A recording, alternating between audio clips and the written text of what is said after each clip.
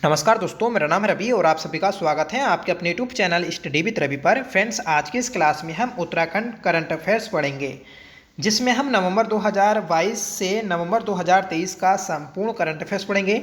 मतलब पिछले एक साल का दोस्तों हम करंट अफेयर्स पढ़ने वाले हैं।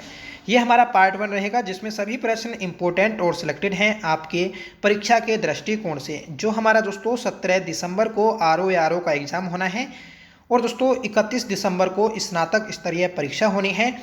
तो इन दोनों परीक्षाओं के लिए दोस्तों ये सीरीज हमारी इम्पोर्टेंट रहेगी। अगर आपका ये दोनों एग्जाम है दोस्तों, तो प्लीज़ आप इस सीरीज को पूरी देखिएगा और हर एक वीडियो को एंड तक जरूर देखना। तो चलिएगा शुरू करते हैं आज की अपनी इस क्लास को।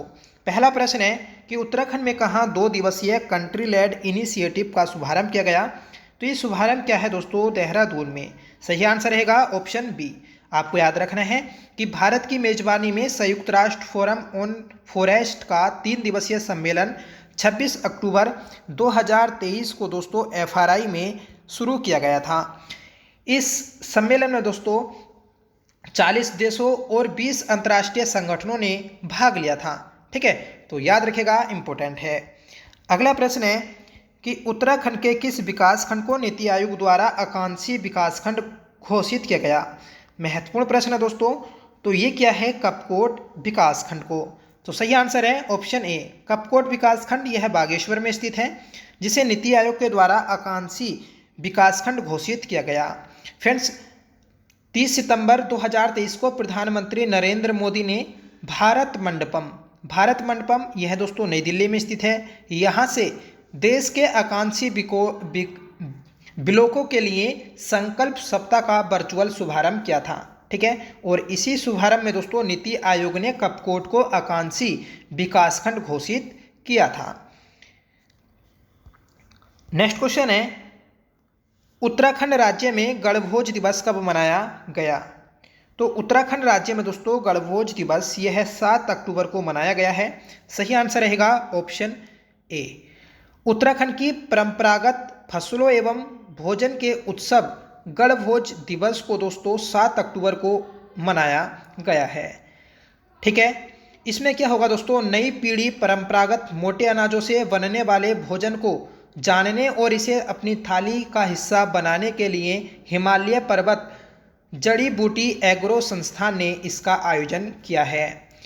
ठीक है, और फ्रेंड्स, वर्ष 2021 को गणभोज वर्ष के रूप में भी मनाया गया था। तो आपसे पूछा जाएगा कि किस वर्ष को उत्तराखंड राज्य ने गणभोज वर्ष के रूप में मनाया था? तो 2021 को। नेक्स्ट क्वेश्चन है, स्वच्छ भारत मिशन के तहत उत्तराखंड के किस जनपद को पूर्ण रूप से खुले में शौच मुक्त घोषित किया गया?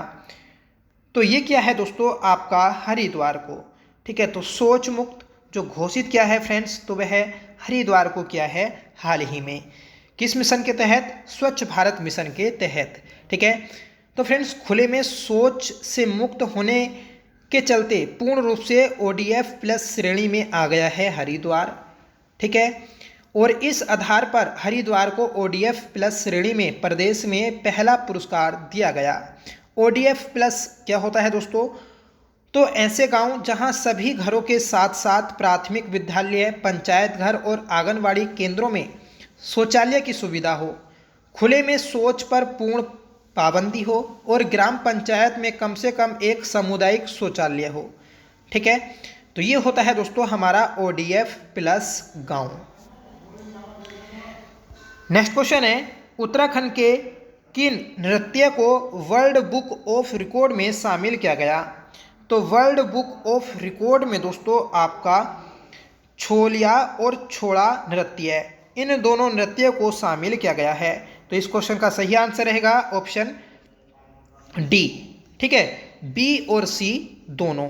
तो 12 अक्टूबर को दोस्तों प्रधानमंत्री नरेंद्र मोदी पिथौरागढ़ में आए थे। ठीक है, तो पिथौरागढ़ में इनका आगमन हुआ था और यहाँ पर दोस्तों छोलिया और झोड़ा लोक नृत्य की प्रस्तुति दी गई थी। ऐसा पहली बार हुआ था दोस्तों कि इतनी ऊंचाई पर यह नृत्य किया गया और इसमें लगभग 3000 कलाकारों ने भाग लिया था। मतलब इससे पहले दोस्तों उत्तराखंड में काफ़ी बार इतनी ऊंचाई पर ये आयोजन हुआ है।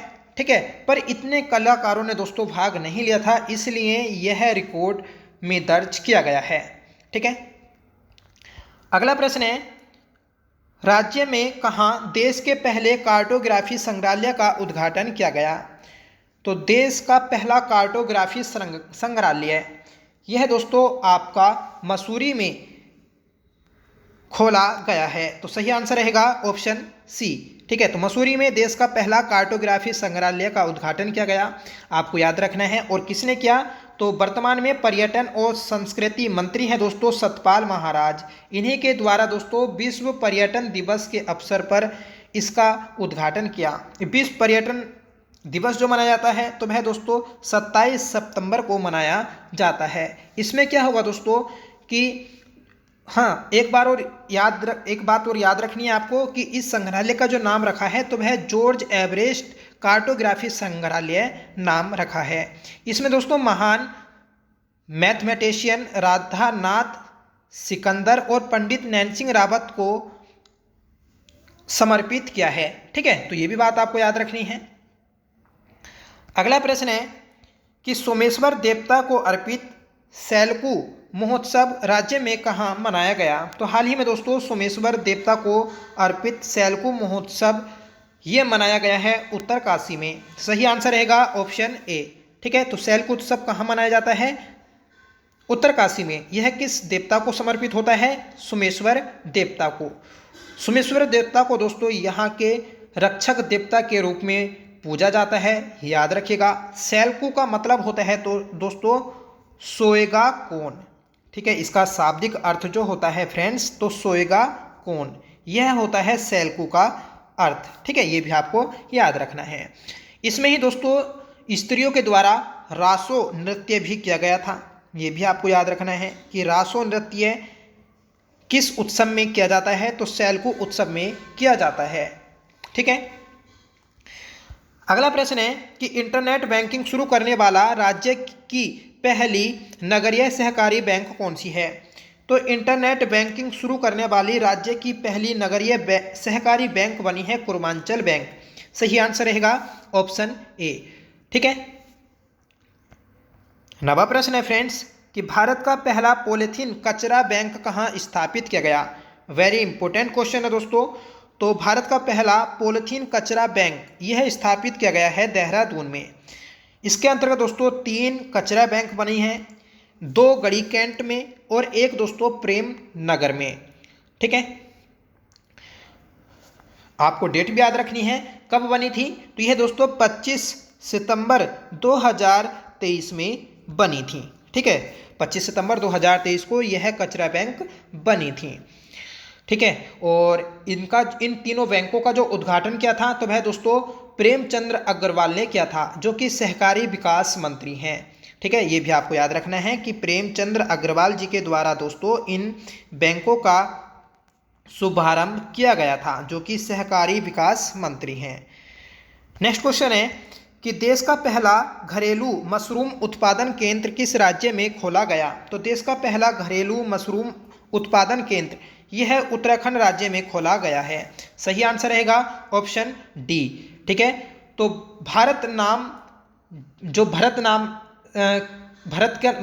का जो जन्म हुआ था दोस्तों कड़वाश्रम में, तो यहाँ पर ही मशरूम गर्ल और Uttarakhand mushroom brand ambassador Divya Rawat और केंद्रीय मंत्री नारायण राणे ने 30 करोड़ की लागत से देश की पहली घरेलू मशरूम उत्पादन परियोजना का शुभारंभ किया है। ये जो मशरूम है दोस्तों सेंटर में गैनोडर्मा नामक मशरूम मतलब इस सेंटर में मशरूम सेंटर में गैनोडर्मा नामक मशरूम का उत्पादन किया जाएगा। ये मशरूम दोस्तों भारत में नहीं उगाई जाती, विदेश से मंगाई जाती है। अब दोस्तों इसका जो उत्पादन होगा तो वह अपने भारत में भी किया जाएगा। तो ये थे दोस्तों आज के हमारे सभी इंपॉर्टेंट और सिलेक्टेड क्वेश्चन। आई होप आपको पसंद आए होंगे, अच्छे लगे होंगे दोस्तों। ये क्वेश्चन आपके एग्जाम में जरूर हेल्प करेंगे। आज की इस क्लास का आपका होमवर्क रहेगा, जिसका आंसर आपको कमेंट करके बताना होगा कि राज्य में कहाँ देश के पहले कार्टोग्राफी संग्रहालय का उद्घाटन किया गया। इसी क्लास का दोस्तों यह क्वेश्चन है जो आपको होमवर्क में दिया है। तो प्लीज़ आप कमेंट करके जरूर बताइएगा। अभी तक आपने वीडियो को लाइक नहीं किया है तो प्लीज़ वीडियो को लाइक करिएगा, दोस्तों में शेयर करिएगा, और आप डेली करंट अफेयर्स पढ़ना चाहते हैं तो प्लीज़ चैनल को सब्सक्राइब जरूर कर लीजिए। तो चलिए मिलते हैं नेक्स्ट क्लास के साथ, तब तक के लिए bye. Thank you so much for watching. जय हिंद।